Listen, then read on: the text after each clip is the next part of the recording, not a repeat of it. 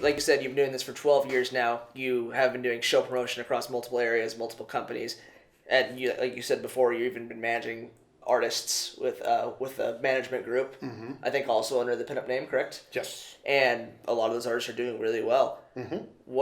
Why walk away now? Why is this the last year that you'll be doing that? You'll be doing music. Well, first of all, I want to make a clarification. I am not walking away from working with music. I'm walking away from being a self-sufficient talent buyer. Okay. So I'm still going to be doing artist management. Like, I have 12 years of experience and friends and knowledge and connections in the music industry, and especially, as I mentioned earlier, being from the Bay Area, there's no eyes on the Bay Area. Like, there's some fucking phenomenal bands. Hardcore, beatdown, deathcore, prog, melodic, indie, Sea in the Sky, like whatever it is, like there's a lot of awesome bands all over the place. And you can't Google like, how do I get my fucking band to be successful and stop batting my head into this keyboard? It doesn't come up. There is no answer to that. Right. So I will, I'm just changing gears. Like I'm trying to focus on that more. I want to be able to help people that are driven and whose music I think is phenomenal make it to the next level for the exact reason I just explained to you. As far as not doing shows, PinUp is still going to exist. I will still, at some level, don't know what it is, be involved. It'll be very minor. It's just very hard for me to work a full-time job. And, the best way I can answer this is last year in June, we did Summer Bash. Between that show and Norma Jean, which was 5.5 months of work, I lost like $7,000 on shows. So, I fucking pay rent. I have a significant other. I have my own bills. I have my own fucking problems and my own bullshit to take care of. And it's just hard to keep losing that amount of money over and over every year. And I don't always lose the money. Sometimes there's money made. Sometimes there's money lost. But I've seen it happen where a promoter gets in over his head, loses $10,000 in a month, owes thousands of people money, gets, Lord knows, like beat up, ran out of the scene, blackballed. There's 1,000 things that could happen to you. And, I've been very lucky. I've booked, I had a bucket list of 50 bands when I started booking shows 12 years ago.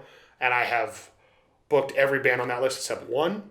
And I have booked tons of bands I didn't even know were on that list that I've gotten very lucky to work with. And I am just ready to go out on my own terms. I want to ride off into the sunset, for lack of a better term. You know what I mean? And it's just like, I'd rather dictate my own future. And on top of that, I am, a lot of the younger kids that go to pinup shows these days, I think they can attest. I'm not in, like, I don't know what bands are popular. I don't know, like, I listen to what I listen to and that's it. I'm not good at finding new bands. Like, someone that is connected with what's going on now in the world and in music, that's who should be putting this shit together. Like, not me, because I'm going to book my friends. I'm going to book the bands I enjoy. But just because I book bands I enjoy doesn't mean everybody else in the Bay wants to see those bands at the end of the day. I can't tell you how many times I've had, there's too many people to name, come up to me and be like, hey, this band wants to come through here, you should check them out. And I'm like, I have no fucking idea who that band is. And then we book them. They're awesome people. They have an awesome crowd, and they wanted to play the Bay, and it hasn't worked. So it's just time for a new generation, whether it be of people at PinUp. There's the Broad Daylight guys doing shows. There's SK still doing shows. There's Dead Center Promotions in the Valley. There's Cardiac Collective. There's some of the older dudes in Santa Cruz are doing shows again. There's another group of people doing shows in Salinas. Like, there's promoters all over the place doing stuff. And, like, they're booking these bands that I'm like, what is that? But you know what? People are coming to see those bands. And people want to see those bands. And I have no idea who they are and no connection to them. So it's like, I just think it's time for someone else to pick up the reins. Like, I have a life I want to live and I want to move on, and it's minorly selfish and I don't care. Like, I'm tired of spending my weekends doing stuff that I don't necessarily want to do. You know what I mean? I'm spending my weekends, like, I haven't had a normal life. Like, and I'm not complaining at all. Like, I would not trade the friends I've made, the experiences I've gained, the knowledge I've learned, and everything. I would not trade that for anything ever. But it's just, I'm just ready for the next chapter of my life, you know?